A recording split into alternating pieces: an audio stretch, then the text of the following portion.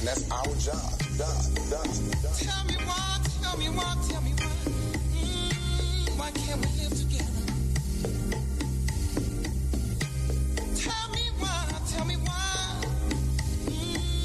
Why can't we live together? Everybody wants to live together. Why can't we live together?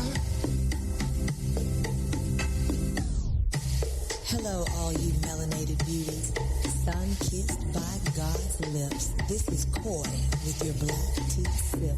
I'm sipping power to pour you the truth. Go grab your cup. Let's fill it up. All right, welcome to this Friday edition of Black Tea Sip. I know y'all missed me last week. I missed y'all too. I have to admit that I am, I'm not even talking to the mic. I'm just talking to the camera. Here we go. Angelo, thank you, taking care of me. So, welcome to this edition of the Black Tea Sip. So, listen, I wasn't here last week. Let me tell you what happened. I had every intention of being here because I wanted to talk about Jada and Will, and I told y'all she was a trash human, and y'all got mad at me. You DM me. Some of y'all text me. You talked to me real bad. I told you that itch wasn't, poo. And it all came out. Listen, I'm right. Y'all need to roll with me because I'm right. See, I wanted to talk about that last week. It's like old news now. I can't really talk about it, except I'm going to say this. When you out your man and say that he's trash in bed, you kind of telling people that you're a gold digging slut and you were just out for the money until you could amass your own fortune that's really built on his back. Because, look, Jada don't have a lot of talent now.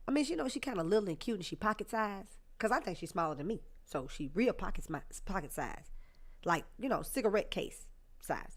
And so I just feel like you all that like Jada, because a lot of y'all don't, and many of you are very indifferent, as I have been for many, many, many years around the sun going around the globe. I've never really given thought to Jada. I thought she was kind of cute and funny in Low Down Dirty Shame, and I think that's the last time she's been relevant. I know she did the Star Wars thing, and then she kind of pooed on him then because she said Will wanted to know if he could be in it. Well, he's really an actor.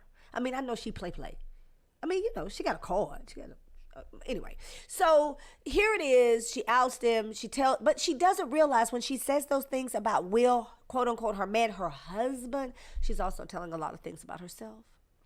And now her son is supposedly, truth or lies, all over the internet talking about what he knows about his mom and Tupac, which is odd because Pac was dead before he was born. This is just a mess.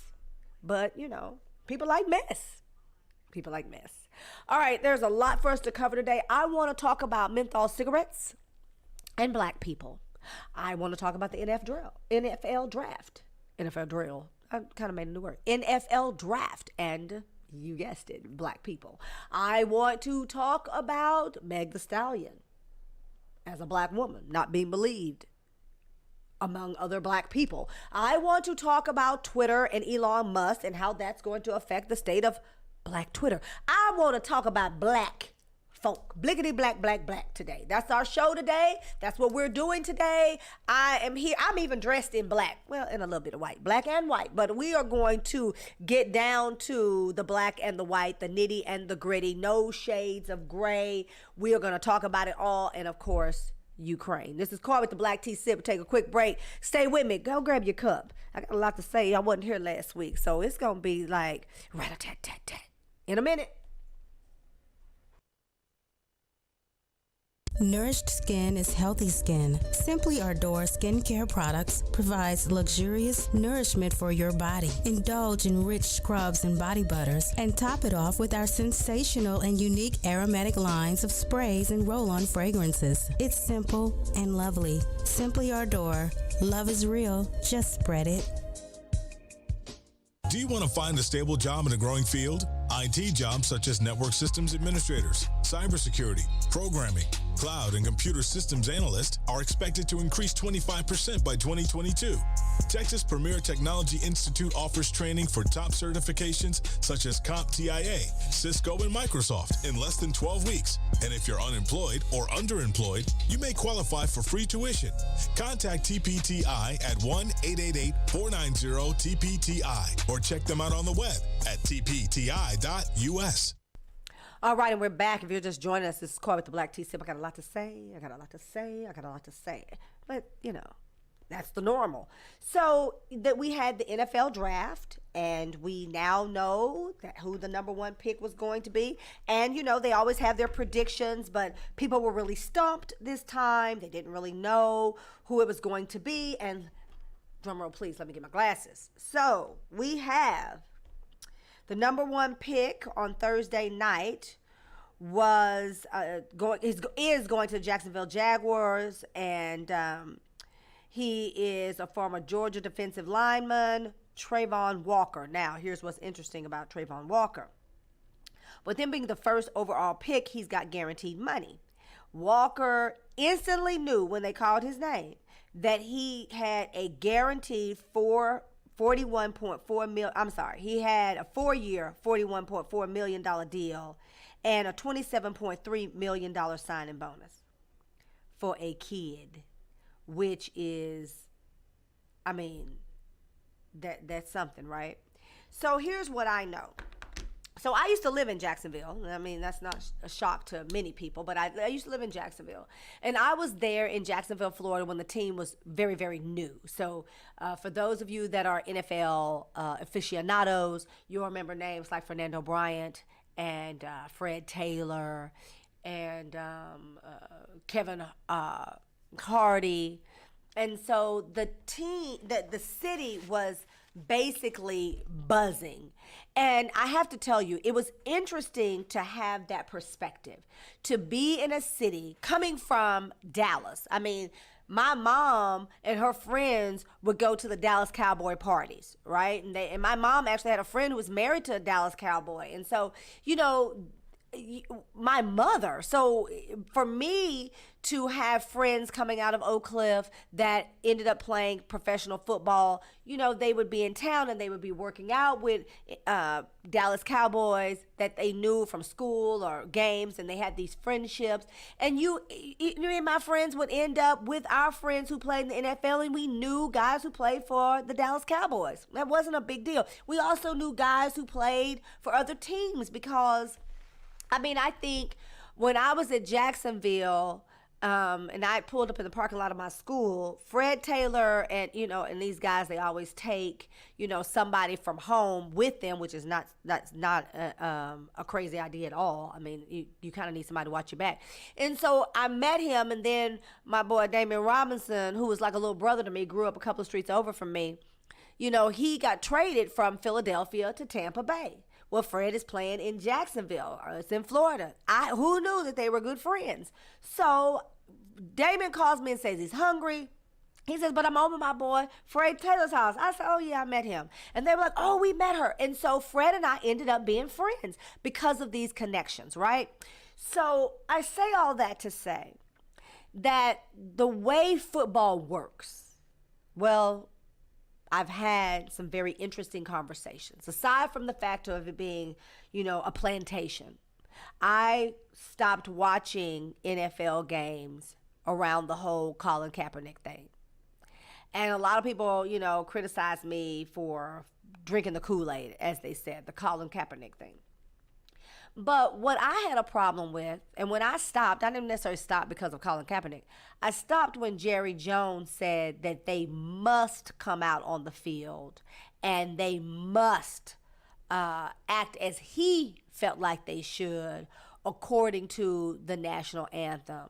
When we knew that Tim Tebow, who was celebrated for kneeling in his opposition to abortion, legalized abortion. And so he would kneel at the national anthem. Colin Kaepernick, there was a Green Beret who served his country, because it's a big deal about who actually is the ones that are being offended, and it's the military. It really ain't the people in the military, child. But a Green Beret told him the most appropriate thing to do would be to take a knee. So it was during that time that I stopped watching NFL games, because I didn't like how Jerry Jones literally came out and said, these are my darkies that I purchased from the auction block, and they will do as I say. I was like, this is too much for me. I'm just too enlightened because I am not woke. Everybody got to go to sleep. You don't go to sleep, you're going to die. I'm too enlightened for the bull. Well, now, so fast forward. I'm starting to find, I don't need me lying to y'all. Let me go on and tell the truth. My daddy already talked about me. I'm starting to find myself drawn to the Cowboys now that they are winning. Well, we're winning. And not choking as much as they have in the past. Okay? Yes, I admit it. I'm telling it. So I have been paying attention to the draft, and I hope that Lola calls in today, although I think she said she was calling in, but I think Lola forgot about us because she's way too busy, because she's actually at the NFL draft working, doing PR. She's with Power Hands with Danielle Cersei and Bethel Johnson, who used to play in the NFL Vanguard management, and they're there working. And so we hope that Lola will find the time to call in for us little people who are here in Dallas to give us some updates. But the money that these kids amass, whether it's NFL or the MLB or the NBA, the money that they get just when their name is called, the management of that money and how they're taught to handle the money is eyebrow raising. You know, Lola will tell stories, but I have friends that came out of college and went into the league, and they talk about how they have this one-day course where they tell you, watch the groupies and watch your money. And then there are people there that you're almost assigned to watch your money. Well, you don't really make educated decisions because you're already uninformed at the age of 22 or 23, sometimes 20 and 21. And the human brain is not fully developed until you're 25, right? So you have all of this money that is now in your bank account.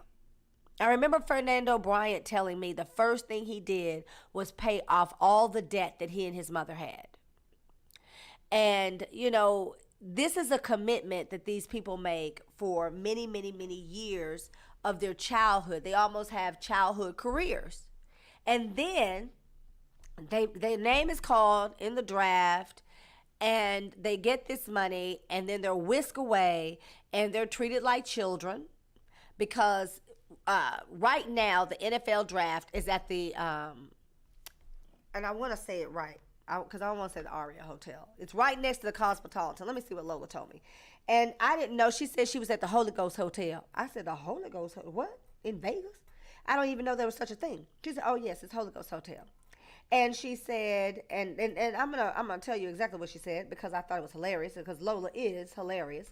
But the Holy Ghost Hotel has the NFL draftees because guess what? They are underage. So the Holy Ghost Hotel is low. Why can I not find it? It's hilarious because she goes on further to talk about how there's no casino at this hotel. And one of the players' moms was talking about the hoochie coochie girls, you know, the groupies, and how they were lined up at the bar. And all Lola could think to herself is, if you so holified and sanctified, then why are you even at the bar? How you know who's at the bar? But the little girls were there, and they were, waiting to book a baller. And they prey on these kids, and at that age, you really don't know what to do. But it's not just the groupies that are preying on them, and that's who they typically talk about. They're really talking about the fact that they prey on their money. And so here we have a kid that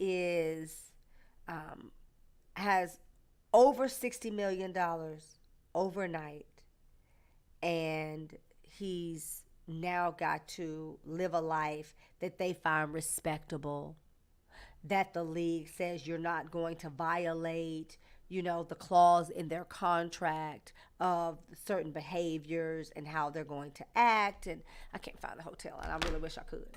And so I just think that the plantationism of it all is worth us doing more than yelling. And what I love, and I've had Warren Sapp used to tell me all the time, what he found to be the most hilarious thing was when people would say, and we paid, this particular player all this money. Sir, you are a mailman, and that is a very respectable job. I mean, you're not kicking in doors and telling everybody to lay down on the floor. You're not a jack man. And what we do need is our mail. Older people need their prescriptions. Folks need their checks. Folks that go on welfare need their EBT card. I mean, like, the mail is very, very important. But you ain't paying nobody nothing because you are a mailman. And I just think that's absolutely hilarious. And so if you look at the history of the NFL draft, if you go in the first round, right? And I think it's 25 people in each round, if I'm not mistaken. If you go in the first round, you get guaranteed money.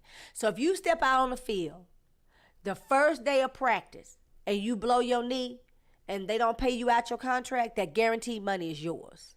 Just go and invest in some real estate or something, or Bitcoins or something like that, and you go on with your life. But they really do want a return on their investment. And the way, I remember Damian Robinson got drafted by Philadelphia, but he was only in Philadelphia 2 weeks or a month, and they were already talking about trading him to Tampa. Now, the paperwork took a little longer, but we knew he was coming to Tampa, and he got traded to Tampa, and then, he was with Tampa for a little while. But they don't even know where they're going. And if you are a person that's watching Winning Times, where they're talking about the story of Magic with Jerry Buss, the owner of the LA Lakers, you know that the original owner of the Lakers, before Jerry Buss buys the team, and if you're not watching it, even if you're not an NBA or basketball fan, it's a very interesting story, especially the way they tell it.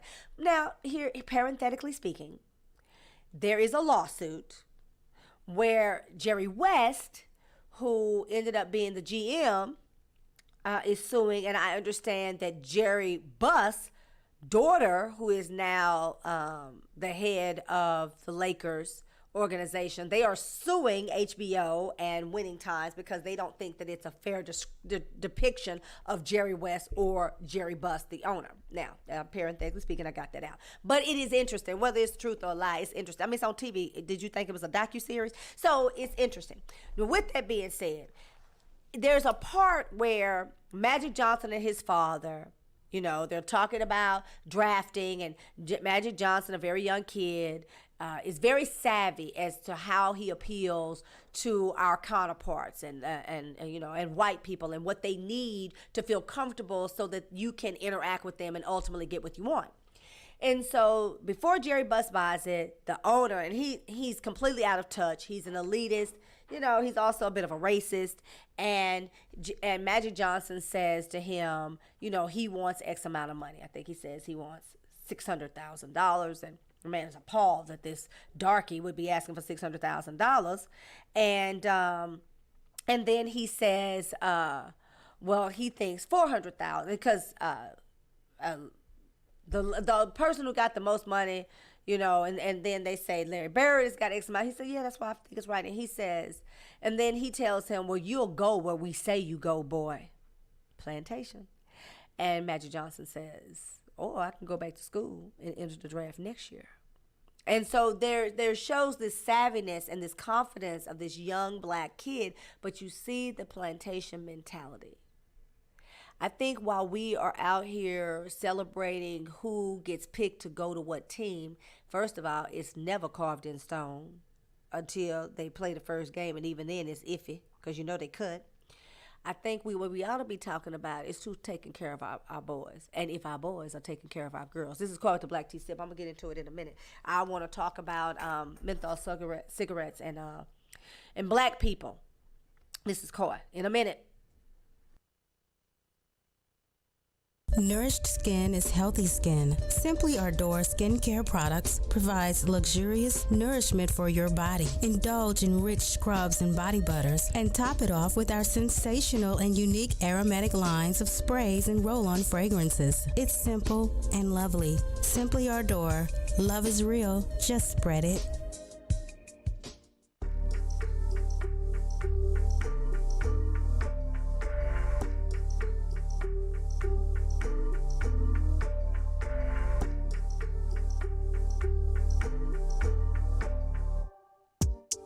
Louis on my eyes. You got them days. Took you a whole year to bounce back. Took me a couple days. You hitting licks, I'm getting rich. I'm hitting C notes. Watch what you say. I got a pick. I can show you what he know. He can do tricks. He with the shit. Do what I tell him to. If he get at you, I plead the fifth. I didn't tell him to. I hit the block. The block was hot. I had to drop the top. Remember the name. Never forget the face. I'm coming back. Won't now, go get your phone now. Yeah. Won't now, go get your phone now. You should watch me shine. Look like I hit the lotto. I be on my grind. Bitches think I hit the lotto. You should watch me shine. Look like I hit the lotto. Bitches think I'm lying. Nah, I ain't hit the lotto. Oh, now, go get your phone now. Cause I'm in a zone now. This is my town. Turn off the lights now. Cause I'm shutting shit down. Sending shots to all my haters. No, I don't promote violence. Where is the waiter? Sign autographs later. Then I gotta go. Sign autograph on the back of my check. Minding my business. Yeah, that's a bet. Baby, my entourage ready to flex. Pop rubber bands. See, we neck to neck. Running the race. I got who's next. How does it taste? Pick up the pace. I'm on a new page. My honey's fresh. Like they just came out of a suitcase. Won't now, go get your phone now. Go get your phone. Won't now, go get your phone now. You should watch me shine. Look like I hit the lotto. I be on my grind. Bitches think I hit the lotto. You should watch me shine. Look like I hit the lotto. Bitches think I'm lying. I ain't hit the All right, and I'm back. This is Court with the Black Tea Sip, and I was talking about the NFL draft, and I know that we're all very excited, and but I just see it in a different perspective because we've watched our kids literally fluctuate and blow up at the same time. But what I also thought was very fascinating, because I was looking to see what happened with some of Deion Sanders' NFL players. And I know I was having a conversation about that, and people were talking about, this is gonna be the test. And I said, yeah, but Deion just got there, and I'm curious to see what was going to happen as far as what Deion was able to do. Now, let me say this: my children attended the school that Deion's children. This not no brag or nothing. Now, hold on. So my children went to that school, and so Deion now my kids were not varsity players, and they, my baby was on like the little mascot team. So, cause I still got grade school kids. Y'all be quiet.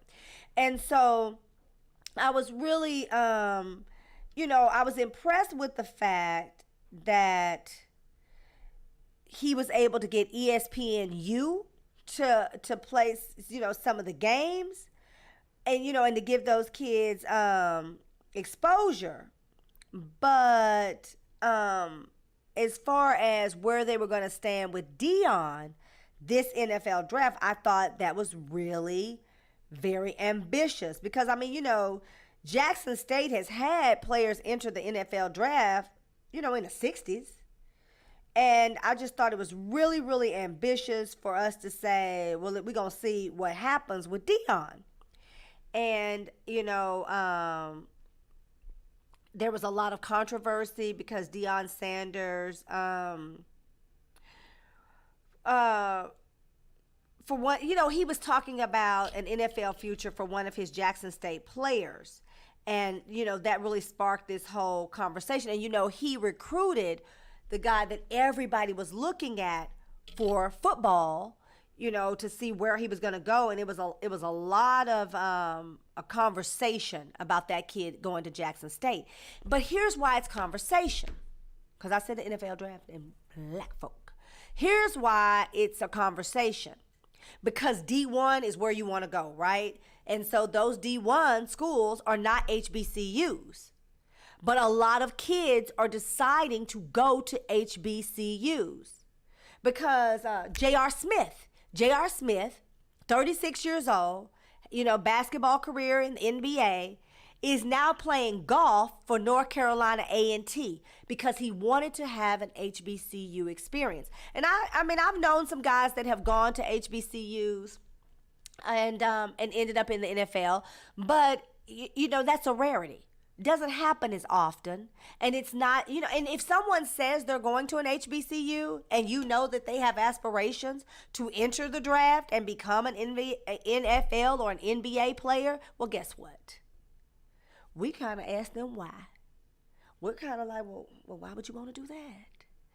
Well, your chances that you're going to, lower your chances. And what I think we ought to be doing, and I know this is ambitious, but, I'm an ambitious girl. I think what we ought to be doing is shining a light on what an HBCU does for your life. And I know some people that didn't have a good HBCU experience. Well, I'm sorry for you, because most of us did and loved the HBCU experience, not only from our own schools, but from the schools that we visited and our friends and the relationships and how we can all laugh about registration, standing in long lines like we get it. And it is this commonality that bonds us. It's almost like a fraternity that we as HBCUers enter into to talk about that experience of nurture and culture and self-identity and defining yourself. And shouldn't our athletes be able to have that, because they don't get that at the PWIs? I know that y'all thought I was going to go down and talk about this player and that player and who's going where. That's not what I do. I told you, I just started raising my eyebrow and like peeking up at the TV when the Cowboys were playing, and only after they really started winning. I'm going to be honest. And I'm not a big Dak person, so that gets me in trouble. And I just feel like that the little boy, what's the little is Zeke, I feel like he cut some of that off of his face and his head and take a bath and look like it. So I'm probably not the person you want to talk to like that. But I do think that we need to do a better job of steering our kids into a place that's going to take care of them and nurture them. And I thought it was a lot of pressure on Dion because, he talked about, and I want to be specific, he talked about Brandon Marshall, he talked about Chad Johnson, Channing Crowder, Fred Tabler on the I Am Athlete podcast. And I just thought it was really interesting that, he said he can relate to these young black players and he can get them to the league. But doing that, in 1 year, because he only been at Jack State 1 year, and they stole his Louis Vuitton bag, and then somebody had talked to somebody and they got it back, and they was handling Dion kind of rough, and folks were talking about he was just trying to get to the next place. That's any career. People try to get to the next place. And I'm not a Dion hater. I'm not a Dion fan. I mean, the dude just is who he is. But I do respect the fact that he was able to elevate himself to a place where he's a household name, a little country boy coming out of Florida. And I think that the fact that he's at an HBCU and not snubbing his nose at an HBCU, being that he had a totally different college experience, says a lot about how he feels about the culture. All right, that's enough of that. This is Call to Black T. Sim. I'm going to take a quick break. I want to talk about menthol cigarettes. You say, why you keep saying that? You ain't told us nothing. Oh, but I am. In a minute. Do you want to find a stable job in a growing field? IT jobs such as network systems administrators, cybersecurity, programming, cloud, and computer systems analysts are expected to increase 25% by 2022. Texas Premier Technology Institute offers training for top certifications such as CompTIA, Cisco, and Microsoft in less than 12 weeks. And if you're unemployed or underemployed, you may qualify for free tuition. Contact TPTI at 1-888-490-TPTI or check them out on the web at tpti.us. I've been waiting to share my love for such a long, long time. And the thought of loving you, it makes me smile. But I must be sure that this is really worth my while. Can I trust that you will always make me feel amazing? Baby, our love's contagious. We love the stages. This love we're making is fire. I take hits to go higher. Loaded up, just one kiss, I misfire. Run, I saw Cupid with a gun.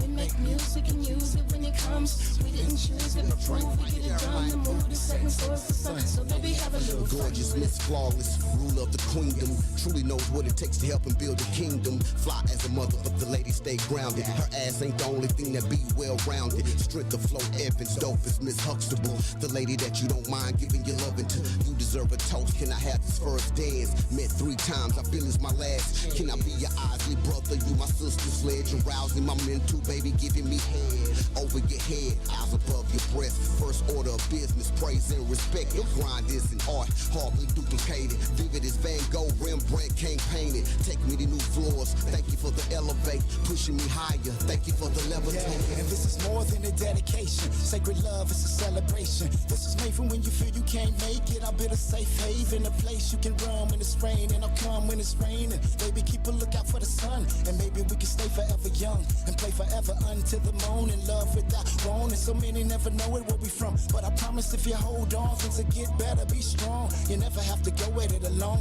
I know that it's a lot of temptation, a lot of trouble out there, but I swear that I'll be here when you get home. So baby, take the long way. Let your light shine, let your song play. Gonna speak your mind, lemonade, go Beyonce. I love your innocence, I give the world to you one day. Wake up every morning, pray for you, then I say, amazing, baby, your love's contagious. We love the stages, this love we're making is fire. I take hits to go higher. Loaded up, just one kiss, I misfire. Run, I saw Cupid with a gun. We make music and use it when it comes. We didn't choose it, but prove we get it done. The mood is setting, so it's the sun. So baby, have a little fun. I like how you make me feel like this love could be so real. You and me could have some fun. Will I be the only one? I've been waiting to share my love for such a long, long time. And the thought of loving you, it makes me smile. But I must be sure that this is really worth my while. Can I trust that you will always make me feel amazing? I love that song. You know, Booth Vandross, shout out to my boy. Still making great music. So if you know someone that is an aspiring artist or is an artist and not aspiring, they just, doing their thing, send in the music to, what is our email address? I blanked out. blacktSip at writeme. No, that's not it. It's at writeme.com. That's it. Yeah. I'm sorry. I'm renovating a house. I have 2 children that play basketball. I literally have 2 old people in my house that must be fed daily, believe it or not, and a dog. So I'm a little tired today, y'all. But I'm here, not just in spirit. The whole me. I'm actually here. So I want to talk about this huge thing that you're hearing now about menthol cigarettes and black people. Like, I'm at the point where I'm like, okay, why is everything black people? Like, why is everything black people? Like, it's like this and black people, how's the black community going to respond to this? I'm just like, Lord, it's exhausting being black. Well, menthol cigarettes, Cools. They have a minty taste, and they are supposedly more appealing to the black community. All right, in that, they originally marketed to kids. So the minty taste was not for black people, go figure. It was for kids. And once the government came out against the marketing of cigarettes, menthol in particular, to kids, they switched their marketing campaign to, you guessed it, black people. And so black people make up 37% of the smoking population. However, they make up 85% of Kool and Kool's brand and menthol cigarettes consumption. Yes, 37% cigarette smokers, 85% of menthol purchasers. So I was like, well, that's a pretty doggone effective marketing campaign.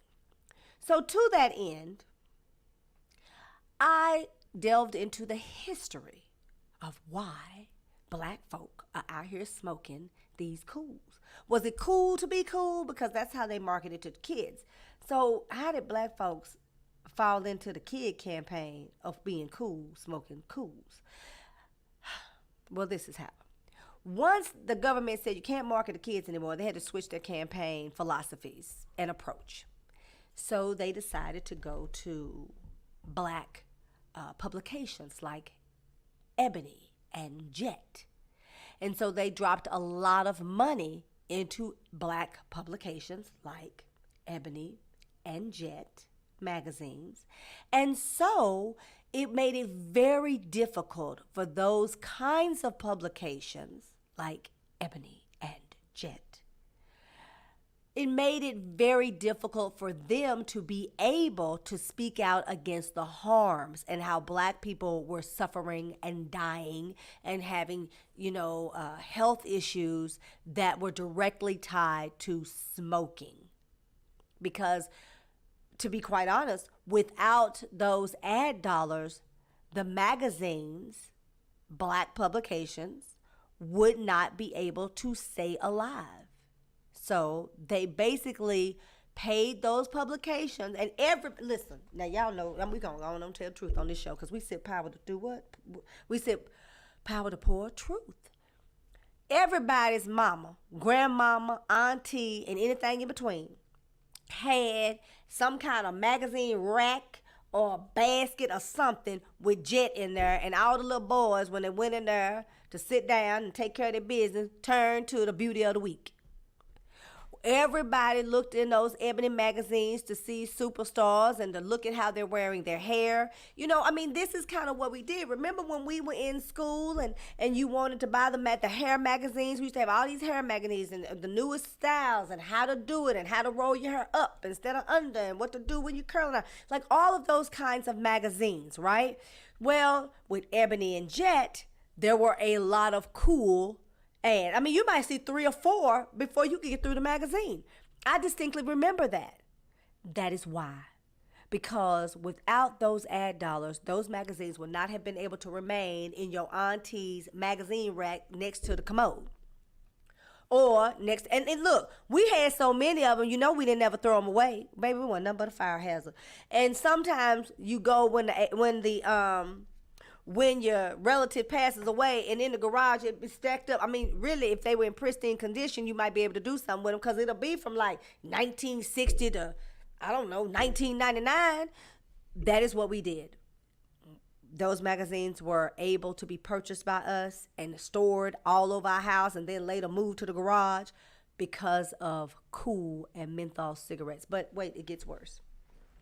So I also looked a little deeper. And the Cool brand in particular, but menthol cigarettes also poured lots of money into our black political campaigns. No, yes, that happened. And so now you have all of these politicians that are basically funding their campaigns through cigarettes. So, it just kind of begs the question of us being bought off.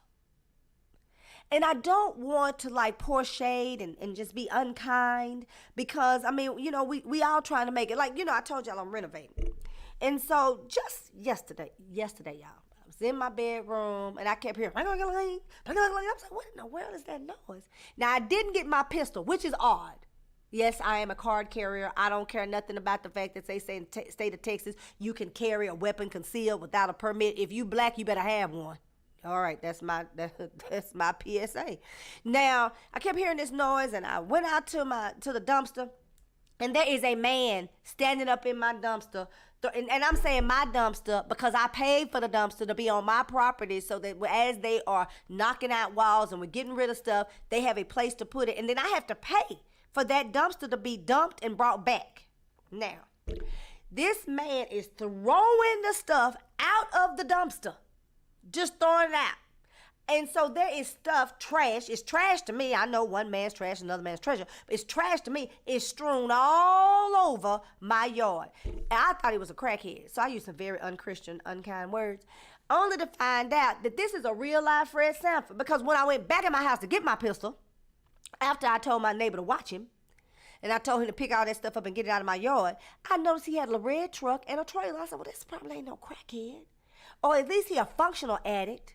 And so Mr. Warren is now going to help me with my dumpster situation because he going to come get the stuff. So as I fill it up, I won't have to pay as often because he gave me his number, told me to call him, everything. He live in East Texas. So I'm saying all that to say, you know, in our blackness, the things that we experience, kind of how we go about life, these are things that when Mr. Warren, when I said, okay, listen, I'm sorry, sir. I beg your pardon. I thought you were a crackhead. And I tell him, he said, no, ma'am, I don't smoke crack. He did tell me he smoked a little weed every now and then, but it really cut into his money. So I'd be like, well, I guess when you smoke weed, you just go all out. But I didn't talk to him about that because we had something else to talk about. Well, I said, look, you know, we all out here trying to eat. My neighbor's like, okay, well, we see what's going on. You know, we don't want to knock your hustle, but you just can't go and roll up in somebody's yard and go through their dumpster and throw their stuff out on the street. Now, I'm saying that the politicians, the black publications, we don't really want to knock the hustle because we understand that we don't get money like other politicians. We don't get ad dollars like other publications. So there is a sense of buying us off, but are we, as we're being bought off, when we look at being sold out, you know, it's just such a multifaceted, tiered idealism of how we point the finger and what our expectations are. So now while they're talking about how menthol and cools in particular have really consumed the black community, when we start to look at how is that possible and what exactly happened, we are literally looking at the fact that some of the survival of our community was going to be threatened, diluted, weakened, or perhaps not even existing had those ad dollars and those campaign contributions not come into play. Now, that brings me here to Jasmine Crockett. For those of you that live in Dallas and are watching this race for Congressional District 30 in the state of Texas between Jane Hamilton and Jasmine Crockett, y'all knew I was going to bring in politics, right? Y'all knew it. It's in my blood. Here's the thing. Jasmine Crockett got $2 million from a Bahamian guy who sees himself as a Republican, who is looking to ensure that Bitcoin remains deregulated. Now, Jane Hamilton has worked for, over 20 years for North Texas families and is just entrenched in Texas politics and national politics because she worked on Capitol Hill for a number of years and was the chief of staff for Congressman Mark Vesey, who is still a serving congressman primarily in the Fort Worth, Tarrant County area. Now, to that end, we're looking at Jasmine Crockett getting an additional $1.6 million from this same Bohemian Bitcoin proponent. And no money has poured into Jane's campaign, certainly not to $3.6 million. So how does Jane Hamilton get exposure and talk about the issues and really do the things that need to be done to compete with $3.6 million? So this is what we say, because, we don't have all of this information. So we're saying things like, well, where is she? We don't see her. Jasmine got commercials. Jasmine got TV. But you know what you ought to be saying? Why does Jasmine have all of this when nobody else had it? There were 11 people in that congressional race prior to the runoff. Nobody else had that. So what has Jasmine promised this Bahamian Bitcoin proponent, billionaire, and I'm saying Bahamian because he lives in the Bahamas. What and why is he so interested? Well, let me tell you. Because I think I can bring it all home with the cool menthol cigarettes.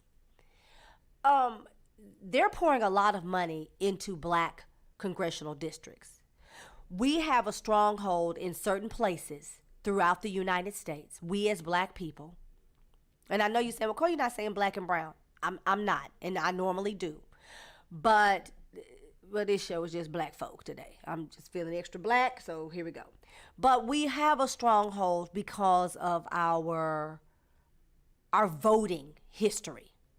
I mean, if you look at it, JFK never would have won without the support of Martin Luther King and black people, and the black church in particular. Now, Bill Clinton would not have won without the black vote, black women in particular. Barack Obama would not have won without the black vote, black women in particular. Joseph R. Biden would not have won without black women in particular.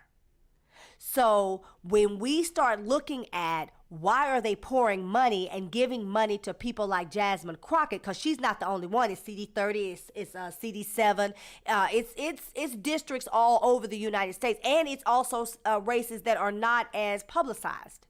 They're pouring money in because they have cut these districts up. They have created specifically Republican districts. But where there is a black, African American in particular, stronghold, they can't cut us out. So what are they doing now? Buying us off. So we just keep seeing history repeat itself because we're uninformed, we're uneducated, and we're not paying attention.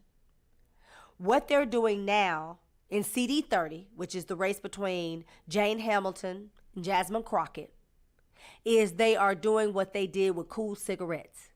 They are killing us slowly by pouring money into races because we all sitting up here saying, well, we all got to eat. And so we tend to try to be less judgmental. So I will leave you with this. I think you ought to wake up every day and evaluate the people that are in your life. And if those people are not adding benefit and value to your life, then you need to make some very serious decisions. Stop smoking cools. They kill you. They got all these commercials on here. The latest one, the lady don't have no toes. Now, baby, let me tell you something. Watching those people with the hole in the neck, the tracheotomy, watching that was something. But looking at that toeless woman, that ought to do something to everybody. And y'all are out here vaping. Listen, little metal fragments come off in the chemical and enter into your lungs, and a lot of y'all gonna have mesothelioma, and you never had exposure to asbestos. You were just out here vaping. They create ways for you to kill yourself so that you can end up going to the doctor, so that you have to pay the pharmaceutical company, and you're going to get in the grave anyway, and your office ain't going to even send a wreath because they have to spend that money on onboarding somebody else because that costs $30,000. They got to go on and put you in the grave if you last that long. We need to be asking some very serious questions about what the heck is going on and why we're allowing it to happen. This is Corey with the Black Tea Sip. I got to pay some bills. At 12 o'clock hour, we're going to talk about the little Syracuse boy. Why are our children not seen as children? And Meg Thee Stallion. Why are black women not believed? I got a lot of whys. I'm going to try to get to some answers. Try to close these question marks out for you. This is Corey with the Black Tea Sip. Stay with me in a minute.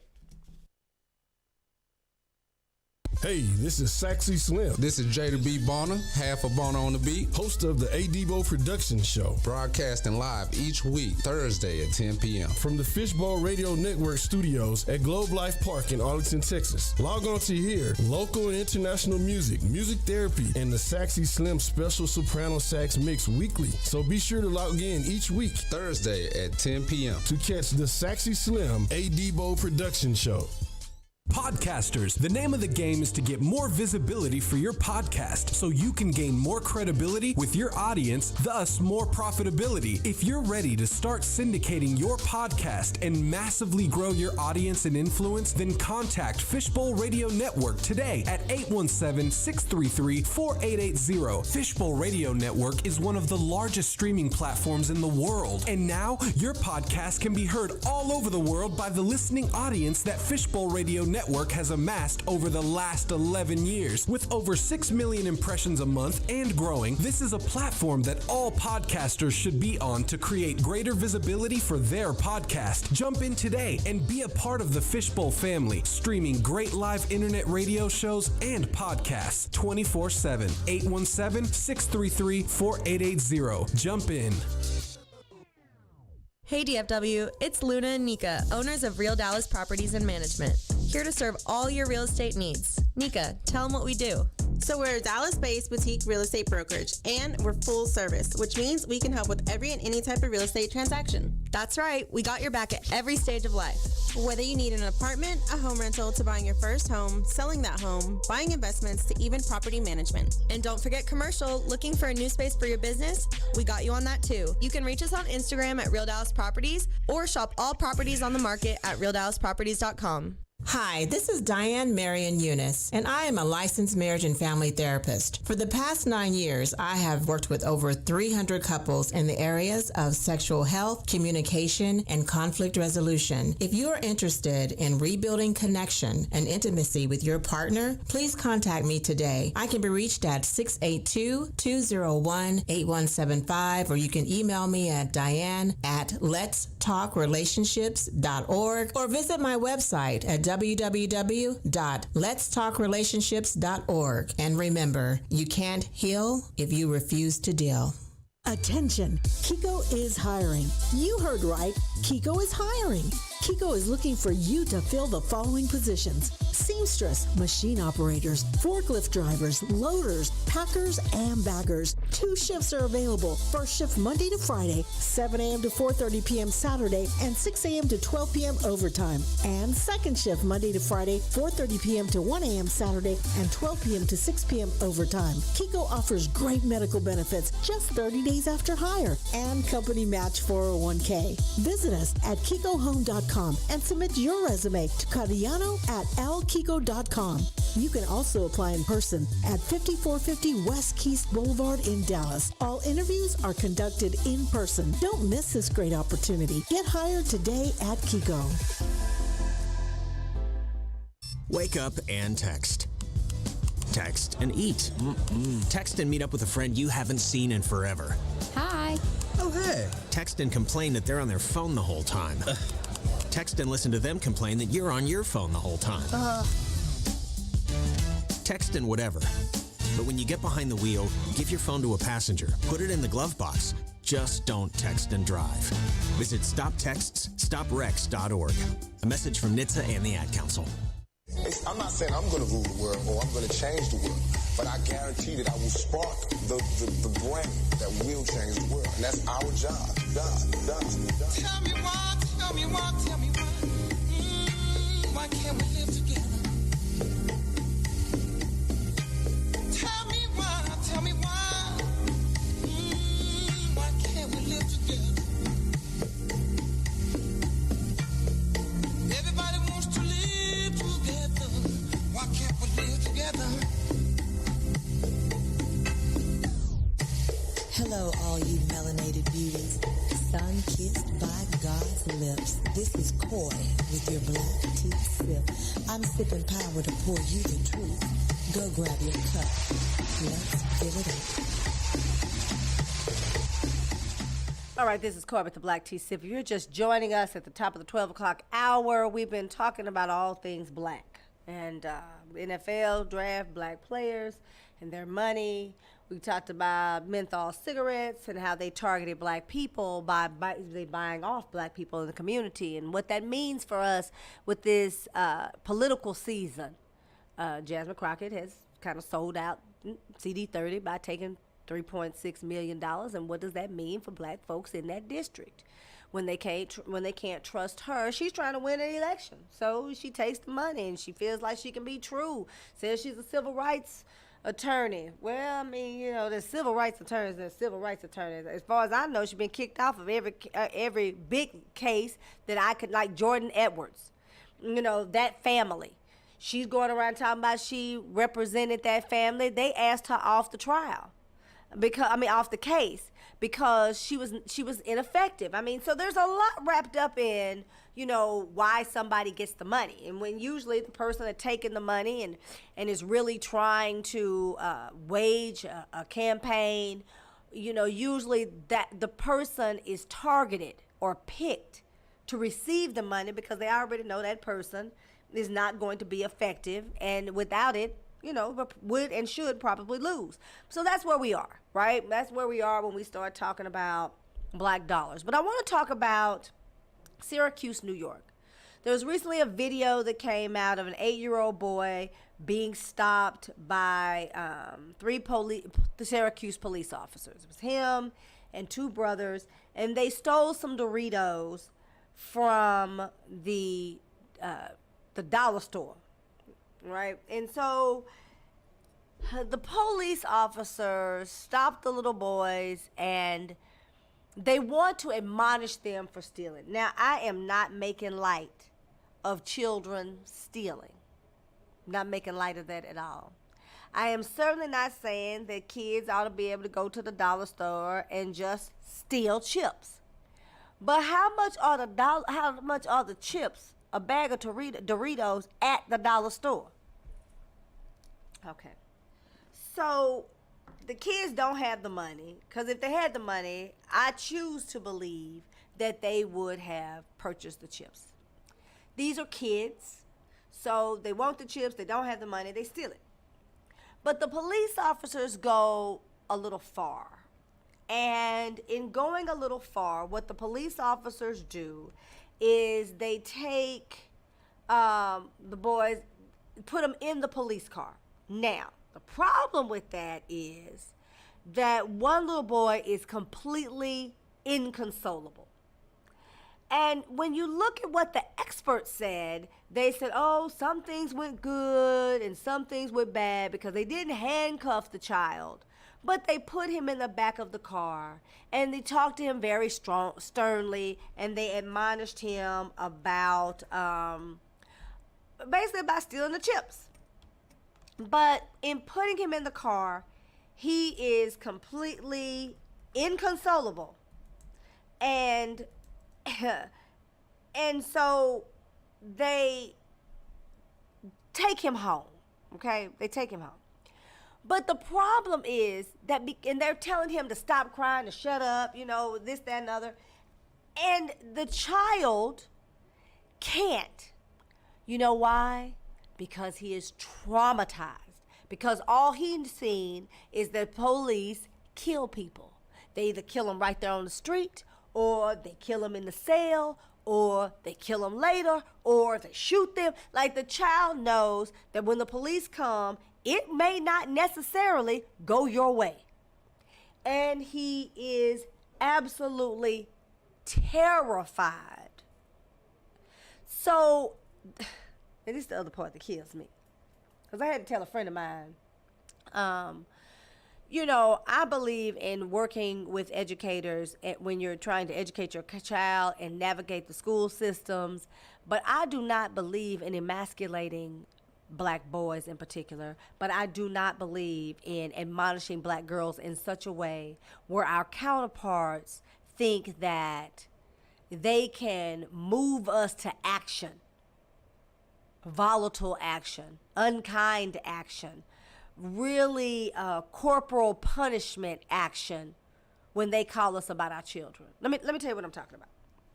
My oldest child was both of them. We're in private school called Prince of Peace, and it's on the Carrollton kind of Plano line in far north Dallas, if you're familiar with Dallas. And so my son is in the 2nd grade and loved to play ball. I mean, he plays basketball now. I should send Angelo these clips and let him load them up for you, but plays basketball now. And he is, and he's actually quite good. I might actually do that, right? I might embarrass my son a little bit.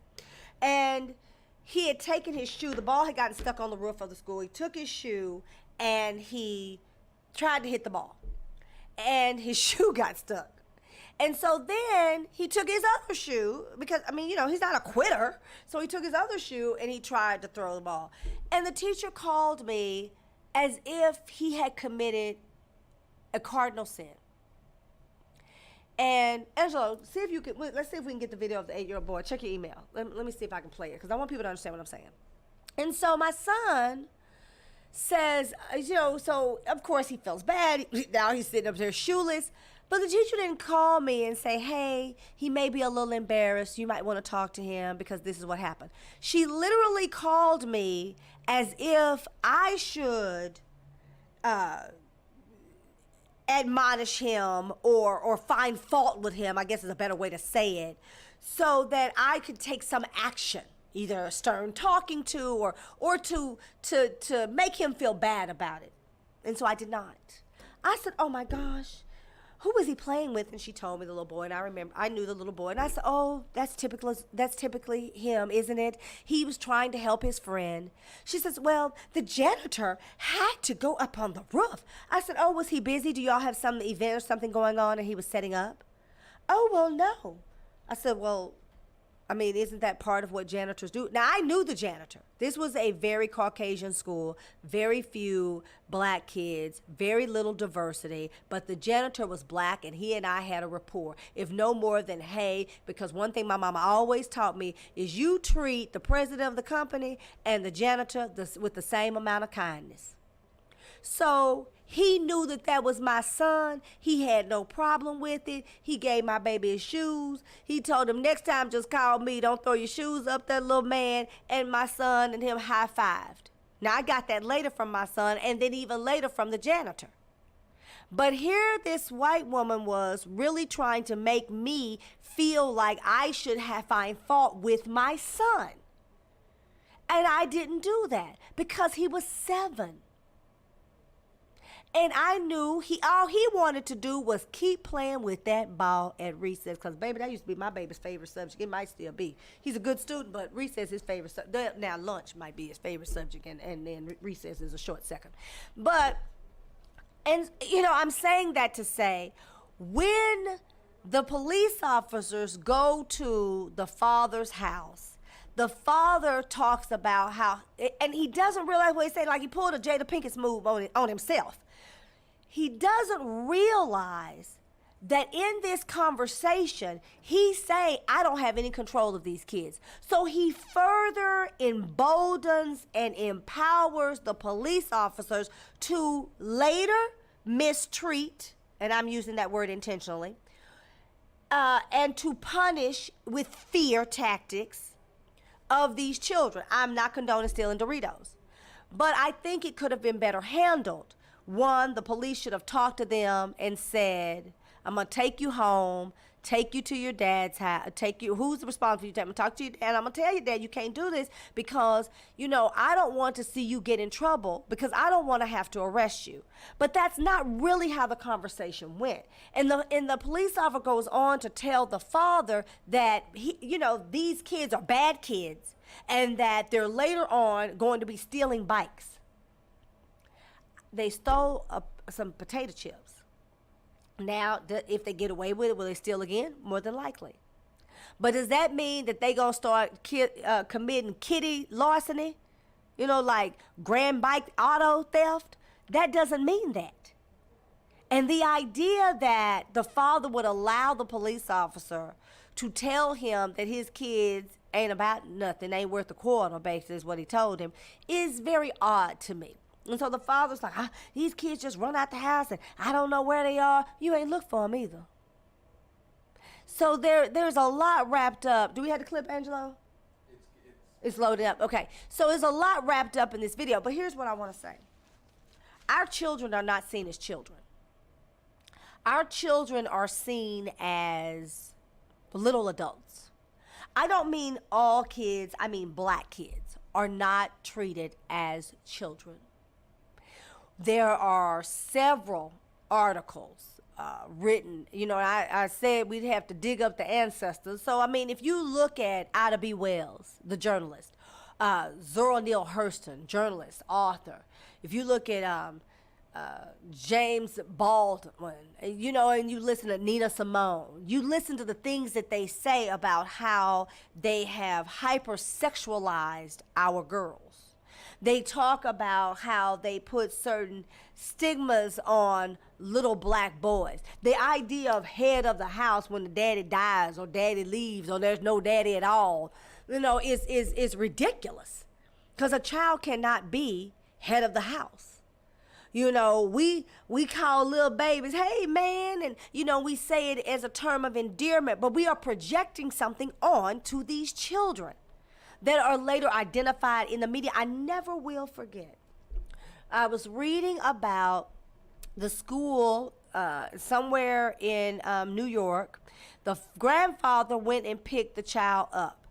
The school loaded the wrong child into his car.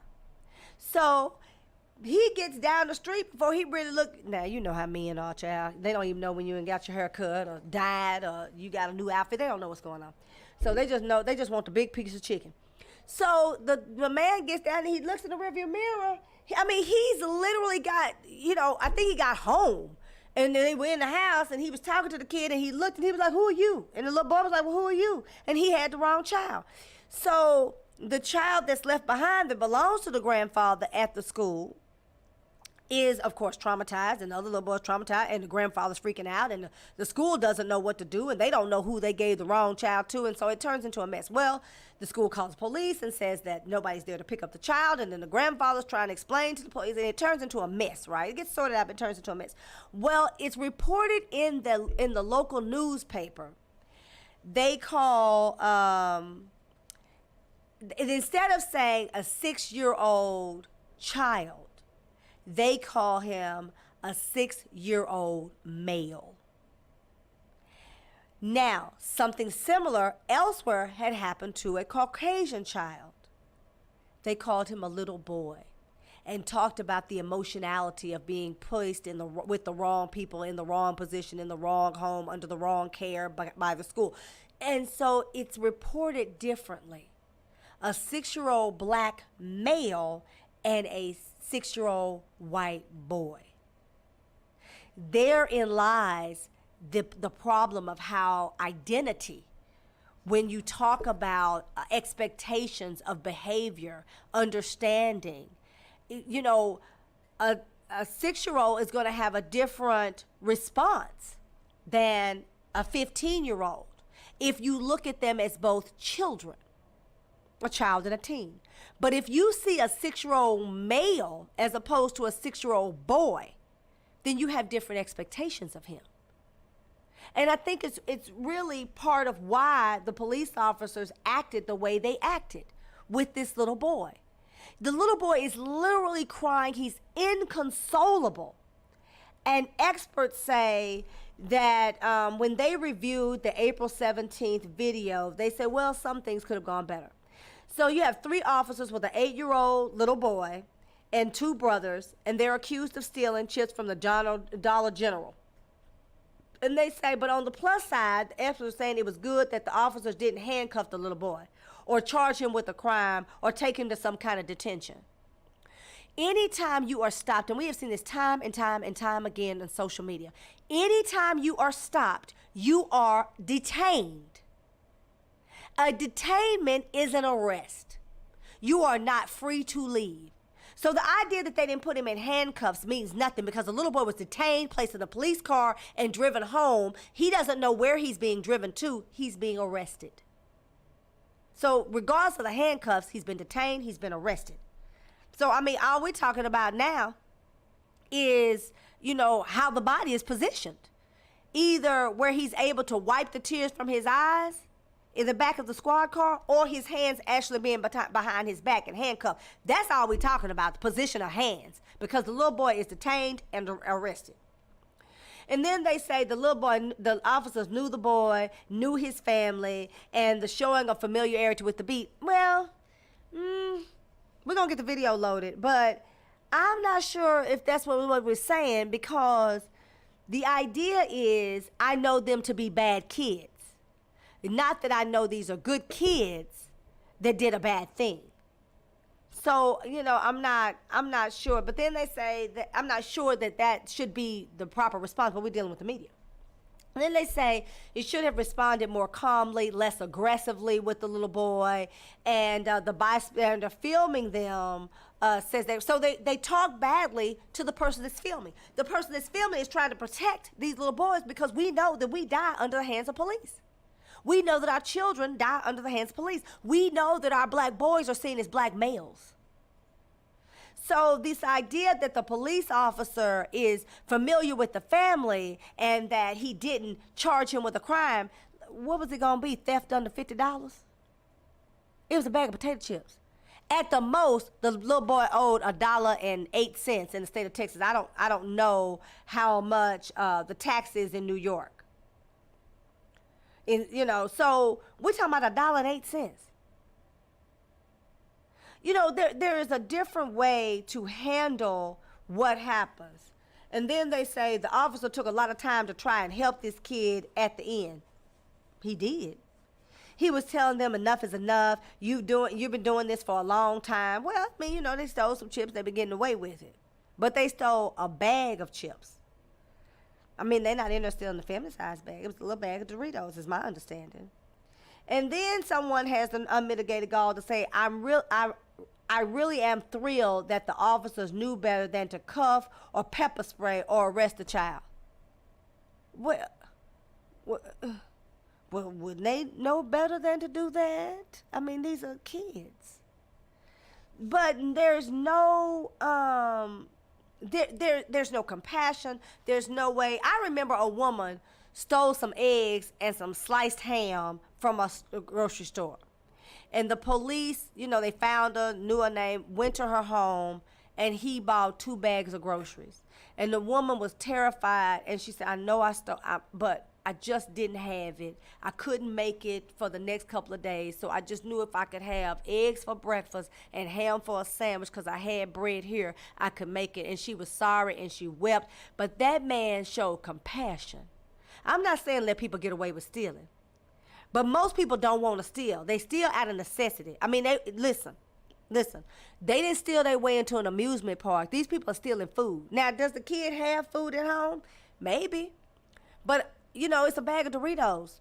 I think I'm the only person in the world doesn't like Doritos, doesn't eat Doritos, because I know that Doritos don't burn. And so if it doesn't burn, then the acid in your stomach line and can't break it down. Okay, I'm doing too much. But I don't eat Doritos. But I can understand a little kid wanting Doritos. My kids want Doritos. I just think the way that was handled was horrible. This is Carmen with the Black Tea Sip. I got to take a quick break. I'll come right back, and then we'll show you the video, and you'll see what I'm talking about in a minute.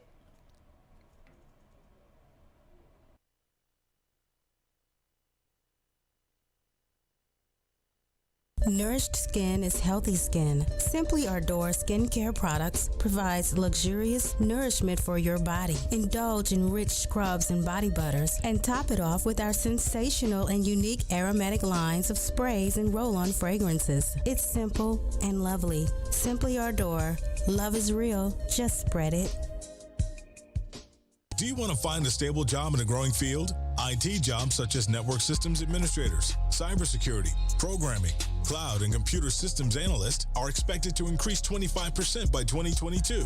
Texas Premier Technology Institute offers training for top certifications such as CompTIA, Cisco, and Microsoft in less than 12 weeks. And if you're unemployed or underemployed, you may qualify for free tuition.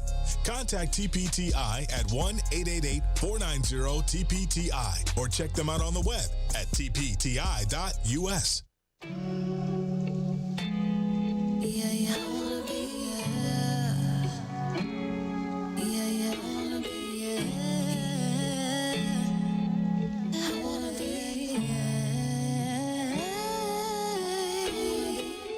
You keep on asking me where I wanna be. I wanna be next to you. Baby, I'm thankful for the game that you're teaching me. I take it to heart. I want a piece of you. I wanna be yours. I wanna know what you think. When we talk, what you feel. There is a problem, babe. Don't know if it's real or not. I know what I feel. I need some more of you. You and me belong together. I don't mind showing you it's real. I feel your heart when it beats. Me and you, we on the same team. I wanna be yours. I wanna be yours. I got a smart mouth, but I want it to be yours. I got a good heart and it's beating for you. Don't have to show me it's real. I wanna be, yeah.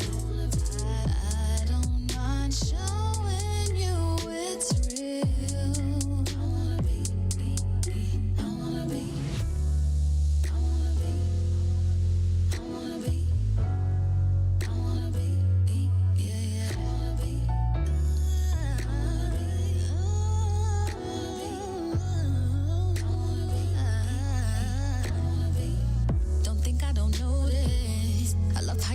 growing up, you taught me the basics about diamonds and snakes.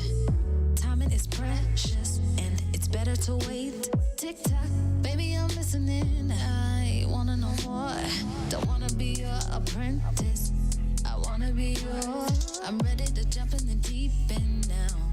Baby, I'm sure you got that high dollar love, babe, like Christian Dior. Don't wanna be your friend, baby. I wanna be yours. Real or not, I know what I feel. I need some more of you. You and me belong together. I don't mind showing you it's real. I feel your heart when it beat. Me and you, we on the same team. I wanna be yours. I got a smart mouth, but I want it to be yours. I got a good heart and it's beating for you. You don't have to show me it's real. You don't have to show me. I don't mind showing you it's real. I don't mind showing you. All right, and we're back. This is Chloe with the Black T7. I'm talking about the fact that our children are not seen as children. They are seen as little adults. You know what they're seen as? They're seen as potential threats, either to property value or life, but they're seen as potential threats. And so we're going to play the video where you get to see the little boy who was detained and arrested. And you said, well, he was driven home, but he was detained and he was arrested, and the little boy was crying. He was literally in hysterics, inconsolable, before the police officers told him he was taking him home. Okay, Angela, let's play the video.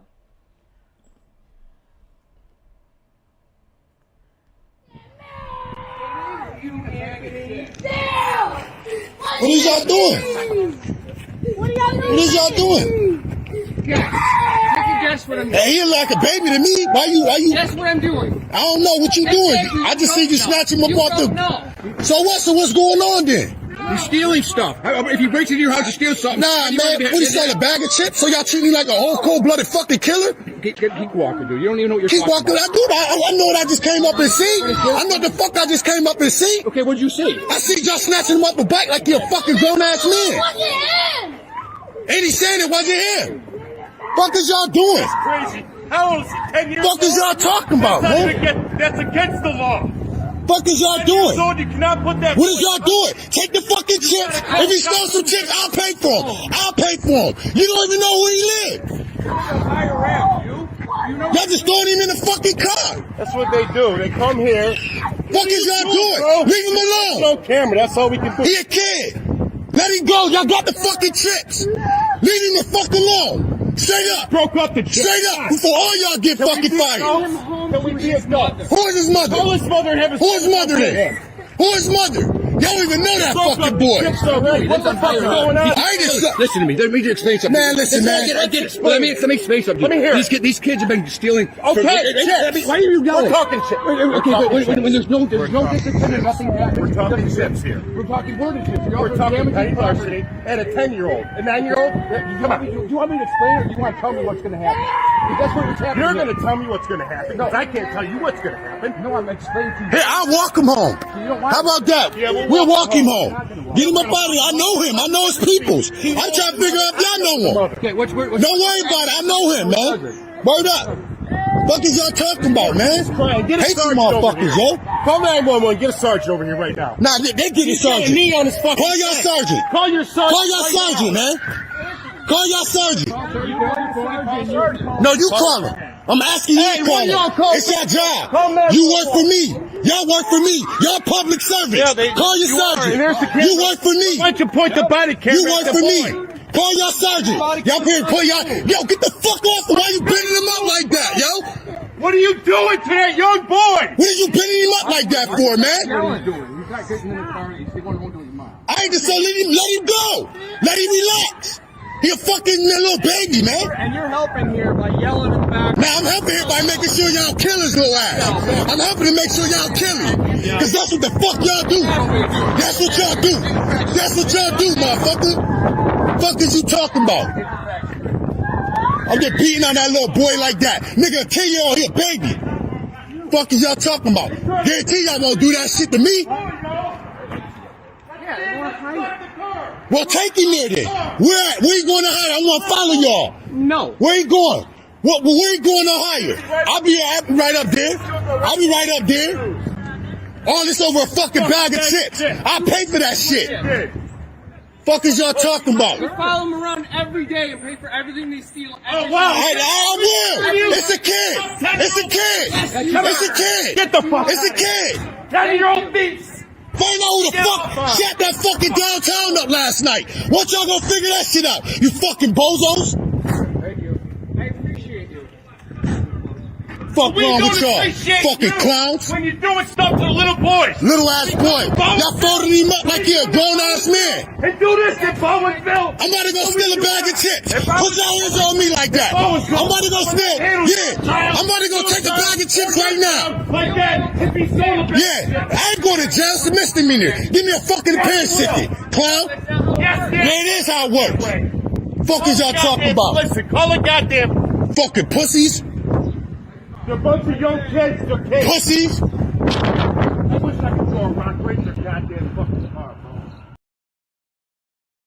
This climate gets very hot and bothered and this man. But now, let's be clear. The reason the man is so hostile and swearing and using profanities and coming at the cops is he too is traumatized.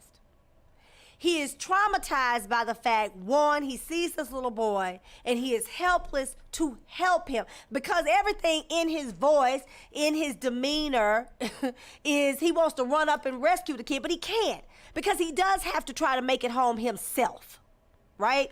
And then you hear another man that is not black, because I say all the time, all black folks ain't good, all white folks ain't bad. You see another man and he is telling them, but you hear the man talking about how he folded the little kid up, he's beating up on a little kid, so on and so forth. And they are justifying the mistreatment of this child, and the child is inconsolable. And he says, we follow him around all the time, and you know, they're always stealing. No. Because if he was always stealing, then you know, you would have a different approach where the store would have banned him for always stealing. Because the same way they do grown folks, they put a picture up. Grown people, they put a picture up. They say this is a thief. You can't come in the store anymore. They would have stopped the little boy. They put his picture up there and they would say this little boy cannot come in the store. That didn't happen. That little boy stole a bag of chips. Whoever it was called the police. Now, you know, I have a lot of things to say about the person who called the police because they could have just told the little boy. If they knew he stole the chips, they could say, I know you stole those chips. Don't come in here stealing no more, little boy. But because he is seen as a male and not a boy, then they called the police. The child is saying he didn't do it. Now, is he telling the truth? Well, I don't know. How many times have we been accused of doing stuff we didn't do? I mean, a man just got out of prison the other day. He served 40 years for a crime he didn't commit. Is it possible that he didn't do it? Yes, sir. So the idea that our children are not seen, not protected, and not valued as children aids and adds to all of the things that we encounter, like a little black boy, 20 years old, 21, who gets $60 million. Now you expect him to be the kind of citizen that they would want. They want to be able to use him and his money to continue to foster whatever ideals and images and plans that they have to further embolden and benefit and create advantages for themselves. So this is all part of how they create opportunities to use us as tools. I got a lot on my heart and mind because a lot has happened. I started out this show talking about how, you know, I missed last week, so I couldn't talk about Jada Pinkett Smith. I'm embarrassed. I think Jada's an embarrassment. But now Chris Rock's mama is going around talking about when you slapped him, you slapped me, and the slapping your child and the slip of the slap. I just want the whole slap thing to go away, and I feel terrible for Chris Rock. but I want it to be old news. And it's like, now who else is going to use this as an opportunity to capitalize on? Because supposedly in the rumor mill now, Jada Pinkett Smith wants a divorce because now she's created these avenues for her to be relevant through red tape. I was going to say black tea sip. No, ma'am. I wouldn't have on my show if she called me. Red table talk. Because she wasn't relevant. And so now these things, you get to see them all come to fruition. And I'm just feeling a lot of things because it's utterly ridiculous. I mean, it really is ridiculous. You got this child that was just in hysterics. And then they want to argue with this man and justify his mistreatment. Here's another thing. I know of a family that's dealing with something right now. I'm not going to call the name. I have not gotten permission, so I'm going to be kind of vague and ambiguous, but to get to my point. Sweet little kid, elementary school kid. Mother used to be a teacher at the school and now works for an affiliate of the school, but still right there in close proximity, really basically across the street, and kind of in the same campus. The mother has 22 emails going back and forth about the bullying and mistreatment of her son. Now, we have to teach our children, and our boys in particular, that they must be effective communicators. We don't teach children to effectively communicate their thoughts, their feelings, their ideas. I've had somebody tell me one time my son was now listen, my baby is not a morning person. But once he comes out of that haze, he is the most pleasant, sweet, adorable, funny, mannish little boy you could ever want to be around. Like, people love to be around my kids because there's a certain maturity above their age, but they're also just hilarious because kids in general are just funny and cute and innocent, and they say whatever's on their mind. And, I sometimes have to tell my son, stop and think about what you want to say. But my friend was like, I don't know why you sit up here talking to him and trying to reason with him. Why don't you just set his tail on fire? Because he's sleepy. And he has his own process of how he works through things in the morning. Once he came out of it, he was fine, but he was sleeping. Because my son don't like to go to bed at night. So, this idea that I'm not supposed to allow him to communicate how he's feeling also plays into the fact of why you got a lot of grown men that cannot communicate effectively how they feel. They can't have productive, effective relationships because they just can't freaking talk. So this little boy that I know in their family, when they were talking to him about bullying, he wasn't saying the trigger words for bullying. They inundate these kids, bullying, bullying, bullying, bullying. They know what it looks like, and then they say, oh, but you have to use these specific trigger words that they don't tell you you're not using until you're not using them.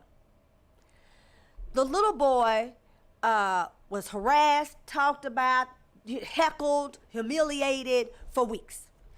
The school that he had always gone to, there are some new kids there, and now this little boy doesn't want to go to the school anymore. Well, it was kind of like a Mansfield situation. The little elementary school boy took a kitchen weapon to school and to defend himself because he had been beaten by 2 kids, and the school did nothing.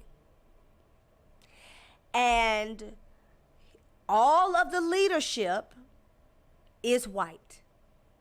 And they're now dealing with this black family about their child and why they did nothing to protect this little boy. So they decide they are going to suspend him for 3 days for bringing the kitchen weapon.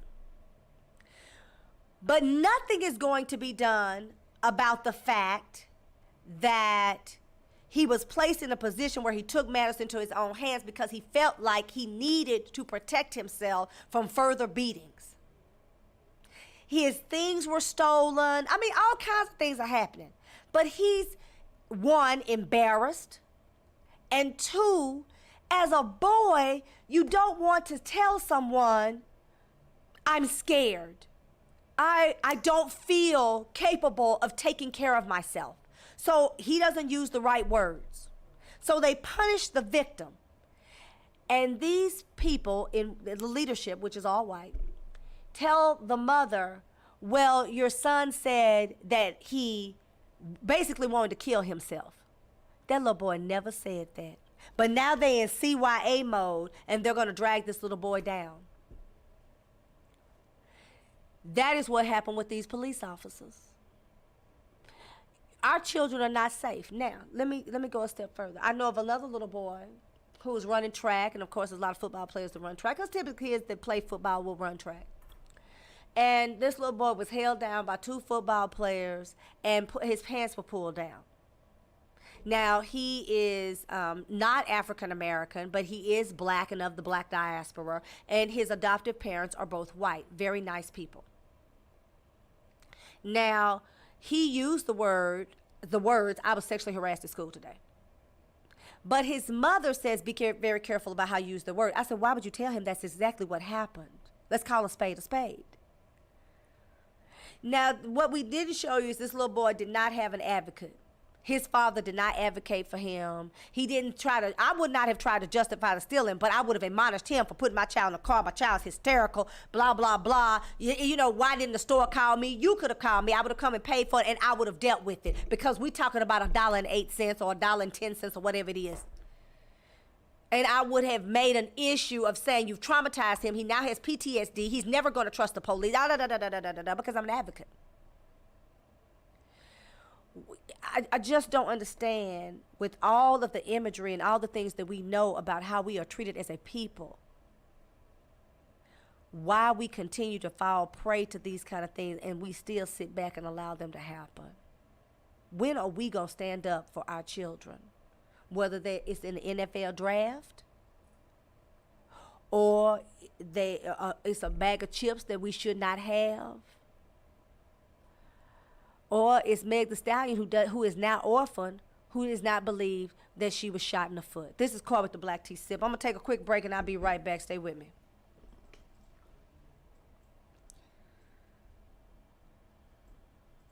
Nourished skin is healthy skin. Simply Ardor skincare products provides luxurious nourishment for your body. Indulge in rich scrubs and body butters, and top it off with our sensational and unique aromatic lines of sprays and roll-on fragrances. It's simple and lovely. Simply Ardor.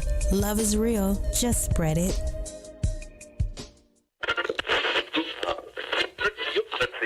Yeah, if you came to get some real music with a real vibe, then you came to the right spot. You know what it is. 99.9. This is DJ Candy Can. Here with Loose Cannons. Letting y'all know we about to do this like a fresh pair of Lokes on Easy E. Baseline shade. Let me put my shades on.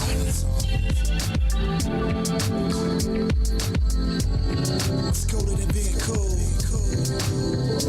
Let me put my shades on. Yeah. It's cooler than being cool. 2 frozen shades on. I guess you get what you asked for. You can't bullshit the matador. I see the sunset, I see the shore.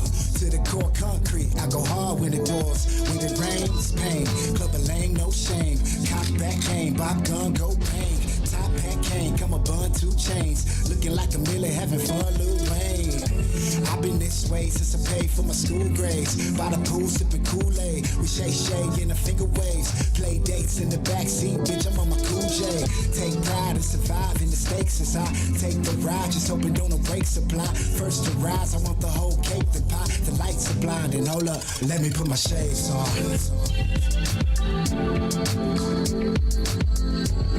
It's cooler than being cool. Let me put my shades on. Yeah. It's cooler than being cool. 2 frozen shades on. My hands, pockets in the spliffs, farther to your flow. Wards in the cliffs, I push off the cliff just to see what your falls like. Just to see what your balls like. I drag nuts, can't carry too heavy. Busting down your walls like Katrina did the levee. Knocking in your box, Capri Chevy 99.9 UMG. If today was today, then tonight we should play. I clear up my evening, hit me up around 8. I'm giving one dolo shot. down and come up like a pogo hop. Rocker wearing down to the polo shop. Friday night lights lit my mojo. All right, this is Coy with the Black Tea Sip. And if you're just joining us, I'm just talking about all things black and all the stuff that kind of got on my nerves. I haven't seen y'all in a week or so I'm just letting it all hang out. And I want to continue to talk about how we are still in these positions of not being believed, being mistreated. Our children are not seen or treated as children. And so Meg Thee Stallion, who is a college graduate, so we can't call her necessarily a child, but she, you know, when we start to talk about grown-up womanhood, she just graduated from college. So, I don't know how old Meg is. I guess I could Google, but, you know, she's not 30. And so, you know, she got shot. Tory Lanez, or whatever his name is, Lanez, shot her in the feet. And she was saying she wanted to leave the party that Kylie Jenner, baby, let me tell you something. These Jenner / Kardashians equal Jenners. Baby, they have a party. Everybody goes. I mean, who would have ever thought Meg Thee Stallion and Kylie? I mean, that's like apples and cumulus clouds. Because these Jenners don't have any talent. Okay, never mind. If people just hang out with who they want to hang out with, why am I trying to get into that? But she's there at the party and she's ready to go. Now, I can truly identify with that because I have been at many a party and I'm the only one ready to go. So apparently they're all riding together. You know, it's another person with them. And he pulls up the car and they're trying to get in the car to leave the party. And there's some issue about not really wanting to leave, but she's ready to leave. And for whatever reason, Tory Lanez pulls out a gun and actually shoots her in the feet. Now, I don't know if he was trying to do some Wild Wild West stuff and was shooting at the ground to see if she make her dance, but whatever, she was terrified. So she recently did an interview with Gayle King. Yes, that's why I'm talking about it because, you know, she did this. She's breaking her silence and she talks to Gayle King. Now, Meg Thee Stallion contacted Gayle King because she wanted to have a conversation about what happened because now it's about to go to trial. And of course, he's saying, you know, that's not what happened. And his lawyer is defending him by saying Meg Thee Stallion originally told the police that she stepped on glass and cut her feet. But where her feet were shot is not typically where glass would cut you if you're walking on glass. But I mean, I'm not a foot and glass aficionado or expert or anything, but you know, I'm sure that's what they were thinking. And one of the questions Gayle King asked her was, do you think the police believed you? And she was like, I don't know. Well, you know they didn't believe you. And so you see her feet stitched up. But what is so telling to me is that all of Twitter and social media goes off and says, you know, they split. They either believe her or they don't believe her. So the fans believe her, and then I guess there's some that fell off. But the Tory Lanez people, they're against her, right? And so I recently had to tell someone the most disrespected creature on the planet is the black woman to get my point across about the treatment that goes on in his medical practice. And it struck such a chord with him, he reached out to me via text and wanted to have a conversation. But of course, by that time, child, you know, I was over it. So I'm using that because you've heard me say it before. I'm not a Meg Thee Stallion fan. I do appreciate the fact that she persevered and got her degree from TSU. And, you know, and I find that to be impressive. I think her music, I think she's talented, but her music is not desirable to me. And I am so tired of seeing this girl's tailbone bounce up and down. Like, now you do have some talent, so you ain't got to keep twerking your tail every time somebody see you. I mean, you know, you twerked, you got on, you actually got some talent, you can spit, we ain't got to keep going down this path. But, you know, that's just me. I'm old. So here we go. She's making all these statements, and what hurt her is that people said she was lying and that people didn't want to believe her. Well, no, they're not going to believe you because it's easier to say she's lying because you try to then say, well, why would he just shoot her in the feet? Listen, some folks is just crazy. Some people are just throwed off. There's a girl in my neighborhood that's, she's a little special. And she walk her dog 2 times a day, and she wear a little revealing clothes because she's looking for somebody to, entice. Now, I can't tell you why she has decided that the dog is usually it's a boy that gets a dog to try to get a girl. But anyway, this is backwards. And so I'm not going to spend a lot of time trying to figure out why this woman walks up and down the street twice a day to get what she's trying to get. Because, why? Why are we spending time trying to figure out why is Tory Lanez going around shooting people in the feet? Because he didn't want to leave a party. I don't know if that's the issue. The issue is this girl was shot in the feet, because it's more than one. And now the trial is coming up, and it's going to be things that are revealed, and why don't we just hold it until we find out what happened? I kind of feel like y'all going to be shocked because the same way Juicy Smollett lied and said that these people threw bleach on him and put a noose around his neck, and then you found out it was all orchestrated, and y'all fell out with your husbands and your wives and your girlfriends and your mamas and your dads, and y'all didn't know what y'all was talking about. Sometimes we ought to just be quiet and stop telling all of our business on social media because our counterparts are using it against us to mistreat our children. Some of this is just, I know I'm preachy today, but y'all are kind of on my nerves. Because, and let me tell you why I'm concerned. Because the same way you pick sides about Meg Thee Stallion and whether or not she should believe, and you've done it so many times with Juicy Smollett, because I'm using the Dave Chappelle version of the name. I mean, all of these things take place in a way that can be very harmful to us. So let me say this. Elon Musk offered the Twitter people something like $44 billion with a B dollars to buy Twitter. And several people came out and talked about Reddit and how Reddit was sold to Yahoo. And how the Reddit people, I never did get Reddit. I tried to go on there several times. I just didn't understand it. All social media is not for me. I've learned that. Everybody has to realize the limitations. I know mine when it comes to social media. And so they said they shut it down, and they were so effective in withdrawing from Reddit that Yahoo bought it for, I think, $11 billion, had to sell it for $3 million. Went from a B to an M, kind of like a bowel movement. And so they're saying they're going to do the same thing with the Elon Musk purchase and version of Twitter. And I'm thinking to myself, is Black Twitter going to raise up? Because y'all like to be heard. You like to be able to say the things that you're saying. And you're very effective at doing it because the news gets their news from Black Twitter. Because let me say something. They need to hire every single person who has a following of, 15,000 or more on Black Twitter and pay them for espionage and covert information. And what is it that they call it when you're gathering, and it's not information gathering, when they're intel. They need to pay all those people, because when I tell you Black Twitter has solved crimes, has shut down books, has been effective with finding who killed Dr. So-and-so in the library, baby, Black Twitter is on it. I'm just concerned about what's going to happen. So here's the issue with Elon Musk. Elon Musk believes that Twitter should not have restrictions and that it should be a free-for-all for everybody to say anything and everything that they feel.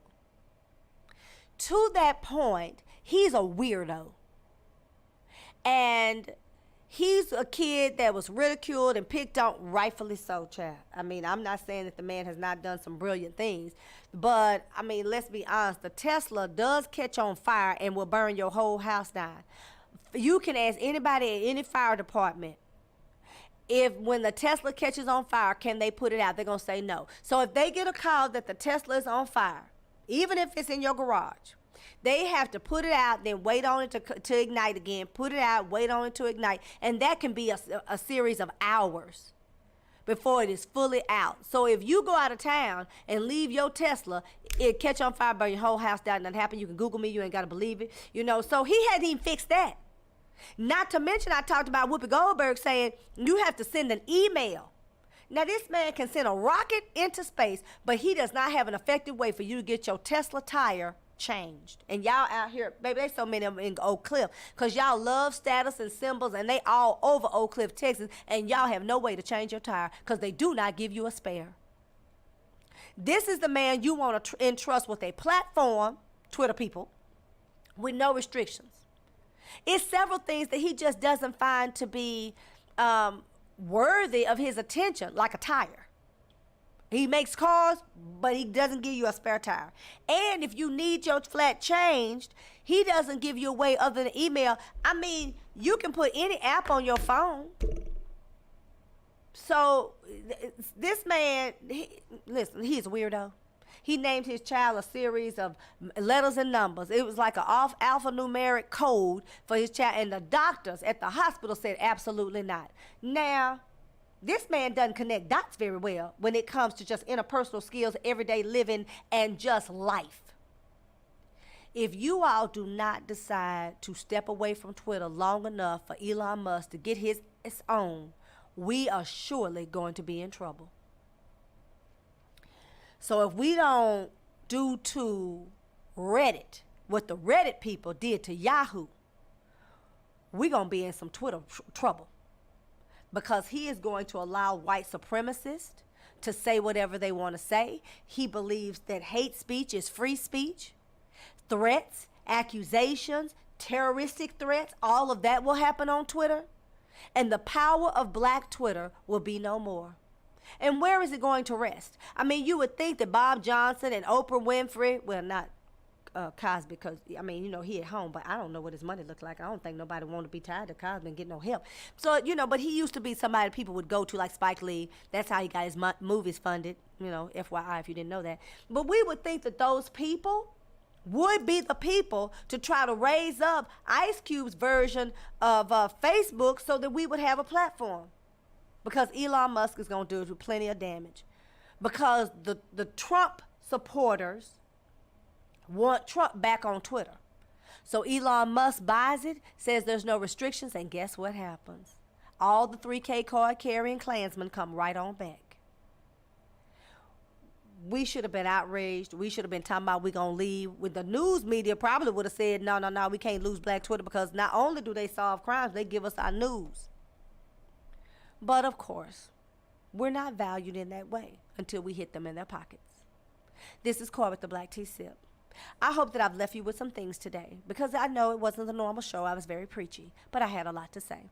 I'll do it again next Friday, same bad time, same bad channel, God willing. Peace, and I'm out.